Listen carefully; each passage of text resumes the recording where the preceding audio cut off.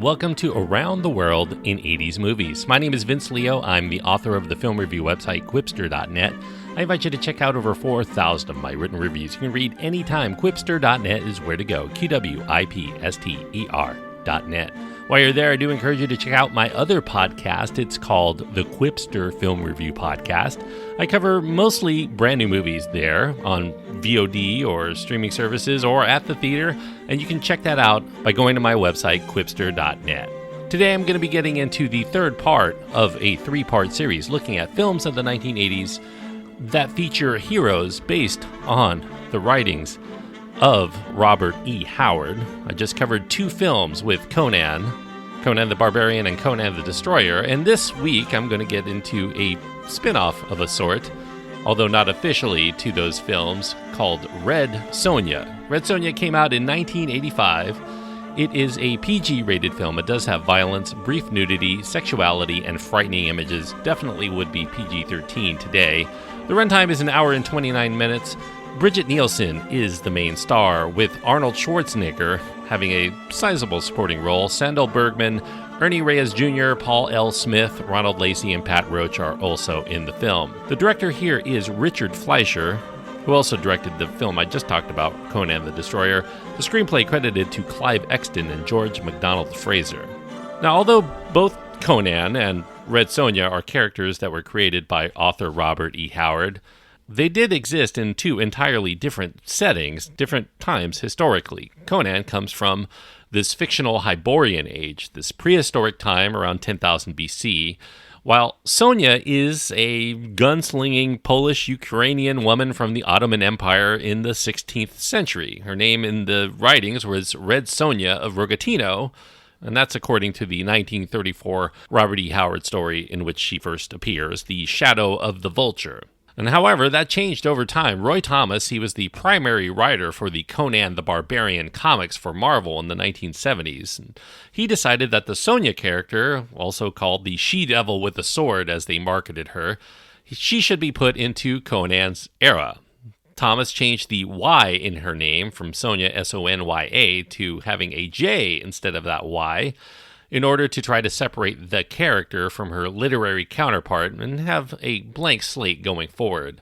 Along with artist Barry Windsor Smith, they ended up taking that name and certain aspects of Howard's version of Sonja, and then they added in other traits found in a different red-haired, sword-wielding 16th century French character from Howard named Dark Agnes de Chastillon. This new incarnation would be a bikini-armored character, and she would debut in Conan the Barbarian number 23 in 1973, where she proved popular enough to end up getting a spin-off title within a couple of years. Fast forward to 1983, Universal Studios, they started a live-action show called The Adventures of Conan, a sword and sorcery spectacular to its tour, and it prominently featured Red Sonja as Conan's sidekick in that show. As the character started proving more popular to the public, it was decided that somebody should give her a solo adventure to expand the Conan universe. And in the process, they envisioned that they could cross over. Conan could make an appearance in Red Sonja's movie to kick off her series, and then they would show up in each other's movies from time to time. Now, during this time, animator Ralph Bakshi, I've talked about him quite a bit recently, he made a deal with producer Dino De Laurentiis, who was doing the Conan films, to direct a live-action film in the sword and sorcery realm. This was going to be a spin-off that might become another series with the right guidance, and Red Sonja would be that project. And Bakshi set about finding someone else who was going to write the film. He looked into the world of comics, one of his favorite places to tap for talent. He wanted a solid writer that was going to bring his screenplay to life. Now, Roy Thomas, who he had just worked with for the screenplay to Fire and Ice, they were busy screenwriting for Conan the Destroyer. He recommended that Bakshi look at Moon Knight's creator, Doug Moench. Doug Moench was in the process of defecting from Marvel to DC that year. He was just on the verge of starting an acclaimed run on Batman for DC Comics. Moench had originally come up with the origin for Red Sonja. He co-wrote issue number 3 of Cole and the Barbarians with Roy Thomas. Back in 1975, Moench came up with the origin because Thomas had run out of time to think of one himself, And if you look back at that origin, the film actually plays out very similar to the comic book origin. Sonja's family ends up getting killed, her home destroyed, she ends up getting raped, and then she meets this goddess that bestows upon her some great fighting skills, so long as she does not enter into relations with any man who does not best her in combat first. Now, I don't know what happened to cause De Laurentiis to end up switching directors in the end, because obviously I'd mentioned Richard Fleischer is the director of this. But Richard Fleischer was somebody that De Laurentiis really trusted. He had just done a couple of movies for him, in addition to Conan the Destroyer, Amityville 3D before that. But starting anew, he ended up going to the screenwriters of Conan the Destroyer, and he extended the duties for Roy Thomas and Jerry Conway to also provide the script for Red Sonja. It would make sense, since Roy Thomas really did create this character in her current incarnation. Now, they were getting generous back-end money from this deal that they had in their contract with Edward R. Pressman that carried over to De Laurentiis when De Laurentiis ended up buying out Pressman. Dino felt that he could balance things out by giving this screenwriting team a lowball offer on the second script. Now, at the urging of their agent, who told them never to make a deal for less money than your first, or you're going to be setting the bar lower for your fees going forward, Thomas and Conway ended up declining the offer. Now, Dino did not take no just yet for an answer. He said, think about it. He would protect them, the mafia-style protection, if they took the deal. But they ended up still declining. Now, Fleischer, who was just coming on board, he felt that the screenwriting team was just not really who he wanted to deal with. So he wanted to bring in another writer, Stanley Mann, for both of these films. And Dino did not offer that protection. They turned it down. He really wanted to save money. And Thomas and Conway subsequently lost out on not only the Red Sonja project, but they also found themselves off Conan the Destroyer, thereby negating the lucrative deal that they had set up with Pressman. They were screwed out, basically, by De Laurentiis at that moment. Now, in addition to bringing screenwriter Stanley Mann to hopefully take over not only the duties on Conan the Destroyer, but also Red Sonja, he ended up also bringing in screenwriter Clive Exton. Clive Exton had worked with him on 10 Rillington Place back in 1971. He also was familiar with De Laurentiis. He had written one of the stories for his 1965 anthology film called The Three Faces. George MacDonald Fraser, he was best known for writing the Flashman Papers series of books. He was also handpicked by De Laurentiis. He had worked with him just recently for an early adaptation of Taipan that ended up not getting used in the end. David Franzoni, a newcomer to the business at that time, he would also famously go on to script the Best Picture for the year 2000 called Gladiator. He also scripted King Arthur in 2004. He did some uncredited screenplay work as well for Red Sonja. They all end up developing the plotline by scouring through some of those lesser-known stories by Robert E. Howard for their ideas. And early versions of the script really emphasized much more sorcery and a lot of visual effects, but they later ended up trying to do more with swordplay and some action sequences because they wanted to minimize special effects costs. Dino just did not want to spend the money to have a special effects crew brought in. Now, as far as the plotline goes, Red Sonja starts off with Sonja, an attractive farm girl who ends up catching the eye of this evil lesbian Queen Gedren of Berkubane, who finds her fetching enough to invite over. Feeling very spurned, Sonja's family is soon murdered by Gedren's army, who also proceed to destroy her home, and Sonja herself ends up getting raped by Gedren's soldiers. Now, fast forward a little bit, Queen Gedren ends up seeking a powerful talisman, which grows stronger the more exposure it has to light, enough to destroy the world if it's left unchecked within just a couple of weeks. And Gedren has the all-female guards, because only women can touch this talisman.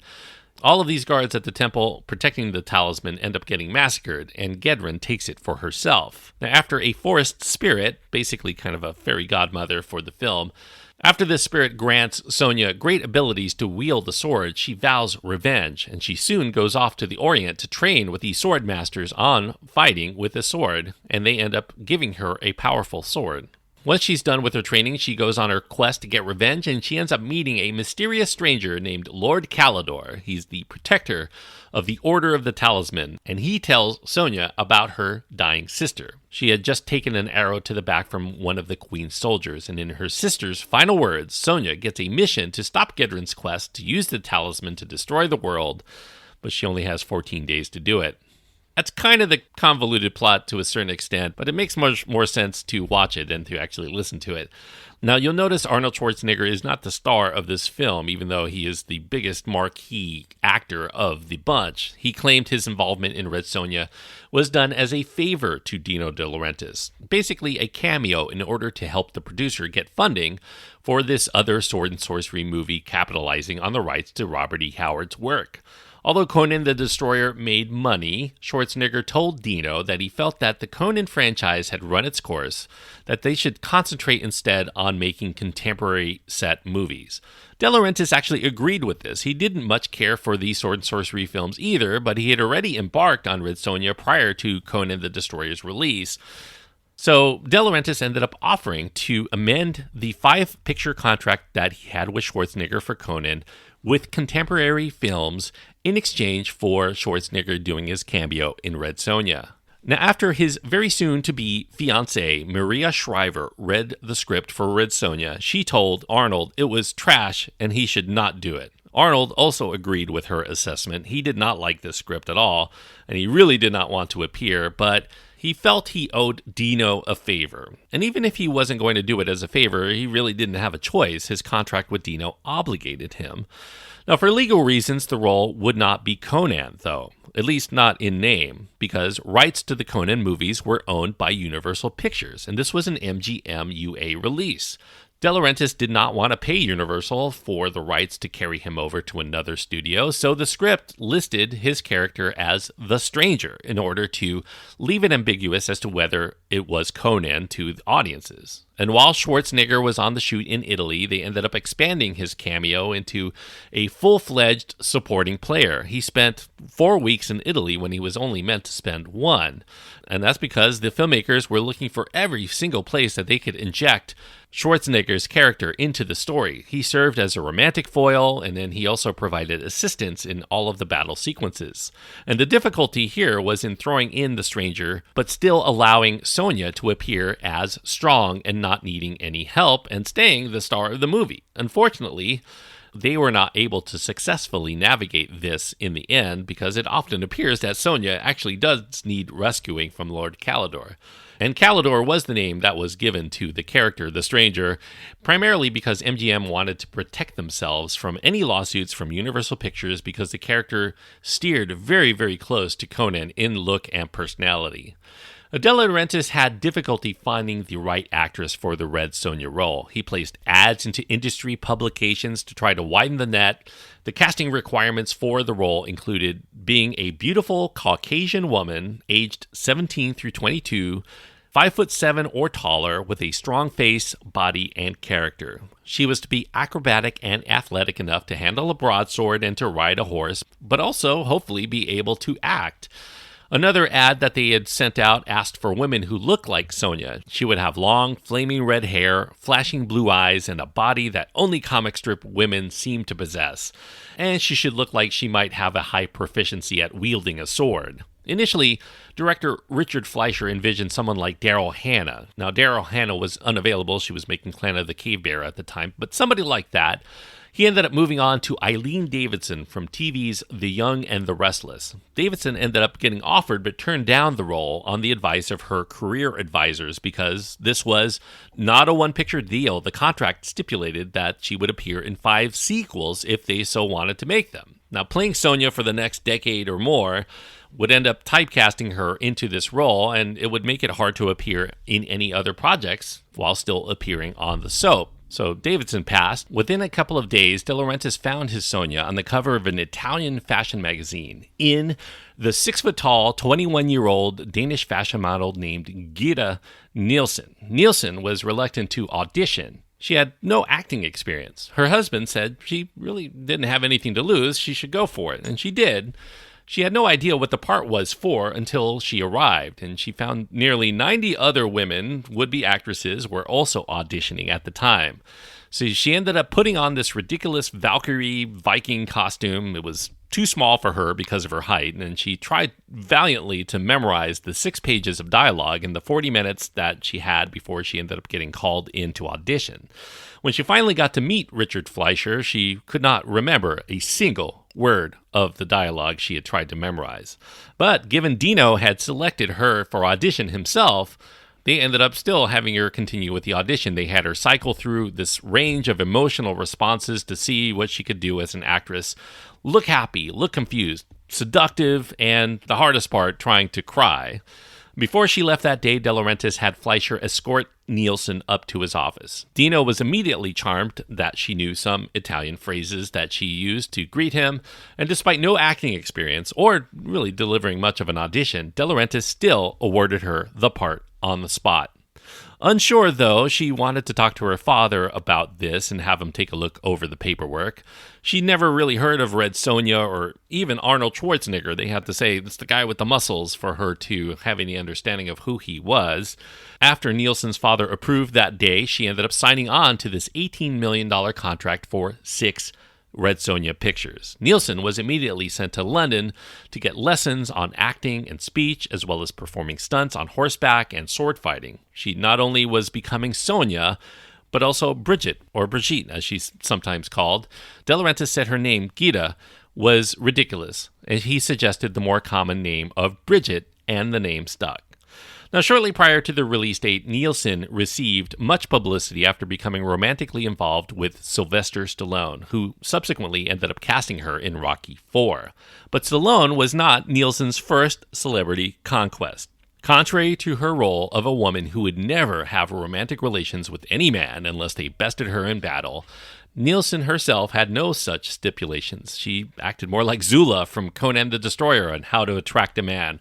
Grab him and take him. And so she did. Although Schwarzenegger, at first, he had warned Nielsen after finding her a bit flirtatious with him at the onset of the shoot that they were supposed to stay strictly professional. She really wanted him, and she was determined to have him. And she got him. He had a sexual affair with her. However, it grew to be more than that with Arnold, as he came dangerously close to sabotaging his long-term affair with Maria Shriver to be with this young and passionate starlet who wanted to be his main squeeze. However, Nielsen's recklessness grew too much for Schwarzenegger. He could not fathom this being anything more than a fling with her, especially because he felt that she had abandoned her previous husband. Yes, she was married at the time, and she had an infant son back home. She had left them behind to achieve this stardom. Now, Nielsen, even after the shoot, continued to pursue Schwarzenegger. She ended up going to Hollywood to loop her dialogue and wanting to get back together. But Schwarzenegger told her, it was fun while it lasted, but he had the woman that he wanted to marry. It just could never be. And Schwarzenegger did his best from then on to avoid her, because he did not want the life that he had built up to be flipped upside down by her. Then she met Stallone. Now, the public story that they tell is that she met Stallone after sending him a message with her nude picture, wanting to meet him, and he ended up inviting her over to his hotel for a drink. Now, that's their story. The way that Schwarzenegger tells it, and at least according to the gossip mill, is that he bragged to his friends that he had used his lawyer to set up a dinner with Nielsen, in which Stallone, who also had the same lawyer as Schwarzenegger, was also in attendance. And from then on, Nielsen and Stallone only had eyes for each other, and Schwarzenegger ended up getting the biggest and last laugh. He was able to keep his future wife with Maria on track, and he burdened his rival with the fool's gold of Nielsen's amorous attention.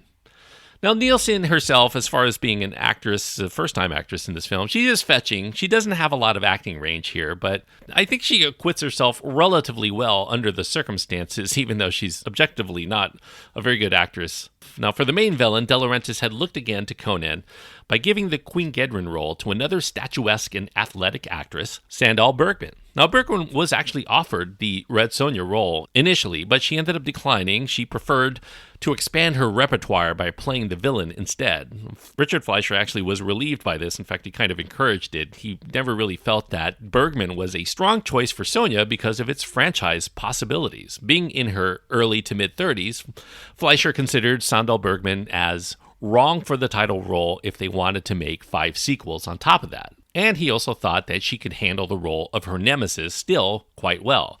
Randy Quaid somehow was also offered a role to appear. He was offered a role of this bumbling idiot who ends up getting in trouble and needs Sonja to come save him, but he ended up declining because he felt that he had played too many oaths in his career. He wanted to avoid getting continued typecasting in that.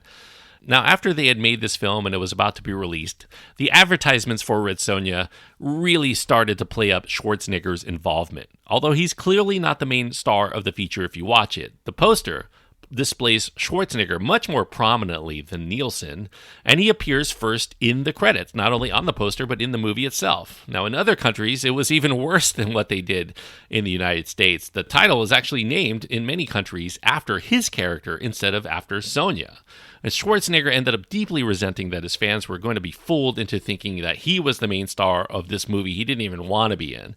And even though he wasn't on the shoot, they really maximized the amount of footage that they had with Schwarzenegger to be put into the film. They even included test shots of him riding a horse around that he did at the beginning and put those into the movie. One clever thing that they did in order to get more footage of Schwarzenegger to use is that whenever he appeared in a scene, they used 3 different cameras rolling footage of Kalidor's scenes, and somehow through clever editing, they ended up stretching his screen time to seem like he was in the film a lot more. And from then on, Schwarzenegger was miffed. He swore he would never accept appearing in a film in which he did not believe in 100%. Now, objectively, Red Sonja is a pretty bad film. It has terrible acting. It's very amateurish in a lot of respects, and the direction is just not that inspired, but it does have some redeeming qualities. It has really appealing landscapes and has great quality set designs, and that's because they ended up bringing over 2 respected Italians in show business, cinematographer Giuseppe Rotuno and the costume and production design of Danilo Donati. Both of these talents worked on some of Federico Fellini's finest of films, and they also did work for De Laurentiis recently in Flash Gordon. Ennio Morricone provides the excellent score, which in itself does give it that special spaghetti western vibe, especially as you see the heroes trotting around to that score on horseback.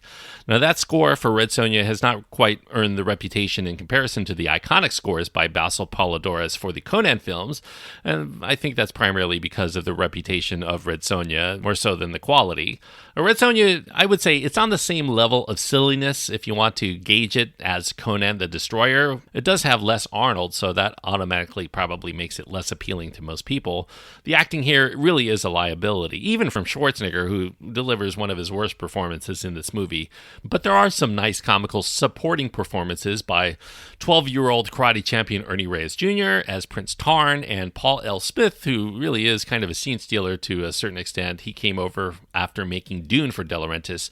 He plays Prince Tarn's faithful servant, Falcon. They definitely provide some welcome comic relief to this otherwise pretty stiff material. Now, often forgotten among the cast, Ronald Lacey, he plays Gedren's main minion, Ekel, which is Loki spelled backwards. This is a part that's very similar to his most memorable of roles in Raiders of the Lost Ark, and I guess maybe kind of a coincidence, both of those films featured the quest for a powerful artifact or object that can be used to take over the world. Now, Red Sonja, when it was released, it was greeted with absolutely scathing critical reviews, and it fared just as badly at the box office. With a $15 million budget, it still did not make its money back. It debuted at number 10 in its debut week with only $2.2 million, and then fell rapidly out of sight after that. All told, in the United States, it only earned $7 million in its entire run. Now, granted, it did not help to be released on the same day as a blockbuster known as Back to the Future, but even against a dramatic non-blockbuster in the form of The Emerald Forest, which also was released the same week, The Emerald Forest made 3 times as much in its entire run, and that did not have any bankable stars to tout. Now, due to feeling used to sell the film at the cost of his reputation, and maybe to keep some distance from Nielsen, Red Sonja would be one of the rare instances in Arnold Schwarzenegger's career in which he declined to do any promotion at all for one of his films. Years later, Schwarzenegger, who almost always speaks highly of pretty much every movie he's participated in, even if they really sucked, he called Red Sonja the worst movie he's ever made, and he often quips that when his kids misbehave, he threatens to send them into their rooms and force them to watch it 10 times, and they pretty much stopped giving him trouble after that. Now, as with Conan the Destroyer, Red Sonja's only awards consideration would be the Golden Raspberry Awards, the Razzies. These are the ironic awards given to the worst prominent films of the year. Brigitte Nielsen, she took the award for Worst New Star, and she also got a nomination for Worst Actress. Now, Sandahl Bergman also received a Razzie nomination for Worst Supporting Actress, but she ended up losing that dubious prize to Brigitte Nielsen because of her supporting turn in Rocky IV. She took that award, so she ended up with 2 Razzies.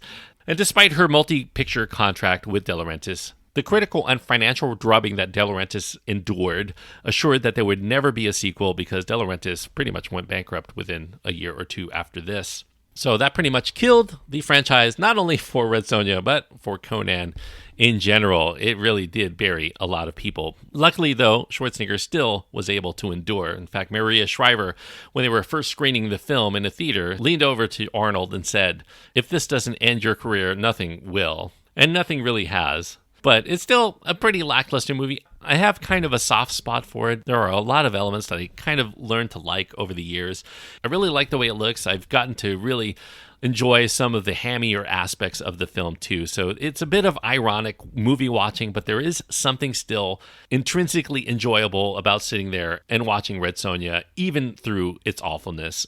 So that's why it can't be too harsh. I can't really be too generous either, but I will give Red Sonja 2 stars out of 4. 2 stars on my scale means that I do think it's lacking something vital that would keep it from being a movie that I could recommend to most people. And that thing that it's really lacking here is any real inspiration in terms of its storyline. It really does have a bubblegum comic book story that most people would end up ignoring for the bells and whistles. And even if it plays as a comic book, I think your average issue of Conan the Barbarian written by Roy Thomas is infinitely better to read than to endure this as a story. But as a movie to crack open a beer or 2 or 4 or 5, I think there is an enjoyable aspect to Red Sonja, despite its general awfulness. Enough here to give 2 stars out of 4. Now, before I leave here, I will say that there's been a lot of talk recently, in recent years, about restoring Red Sonja to the big screen. In fact, over maybe even a decade ago, there was talk about rebooting the franchise. Robert Rodriguez really wanted to bring this to the big screen. Rose McGowan was going to be his Red Sonja. However, a severe injury to McGowan's arm left it pretty difficult to move her arm and do any kind of sword fighting, so they had to kind of abandon that idea. In 2011, Simon West, he was tagged to lead a Red Sonja reboot with the possibility of Amber Heard being in that role, but Conan the Barbarian, the reboot with Jason Momoa, bombed big at the box office, so that really nixed any interest in doing a similar film. However, I think the reason why it's become such a hot commodity in the last couple of years was the success of 2017's Wonder Woman, and that's when they really looked for other similar properties that they could capitalize on that would make this a lucrative feature for somebody who wanted to take it up. In fact, in 2018, Bryan Singer became attached to direct the next Red Sonja. However, sexual assault allegations ended up finding him removed, and recently he's been replaced with Jill Soloway. So will it still make it to the big screen? We don't know, but at the very least, somebody out there is really trying to bring it back. Anyway, if you have your own thoughts on Red Sonja or the Conan movies that you want to impart, you can find my contact information at my website. That's at quipster.net, QWIPSTER.net. You'll also find links to my Twitter feed, my Facebook page, my Instagram. Any way you want to get in touch with me is perfectly fine by me. Quipster.net is where to go for all the details. And as far as what I'm going to be covering next week, I'm going to be staying in the fantasy action adventure genre just a bit. A little bit more contemporary, though, because next week I'm going to be going to 1984 for another female-led hero film based on a character you can find in the comic book realm. Sheena, Queen of the Jungle from 1984, starring Tanya Roberts. Definitely a film that I have not necessarily enjoyed over the years, but I'm going to keep an open mind. It's been a while since I've seen it, and I'm looking forward to at least delving into the making of that film, because I do want some questions answered. So for next week, Sheena, Queen of the Jungle, is on your to-watch list to keep up with the reviews. And until then, thanks so much for joining me on this journey around the world in 80s movies.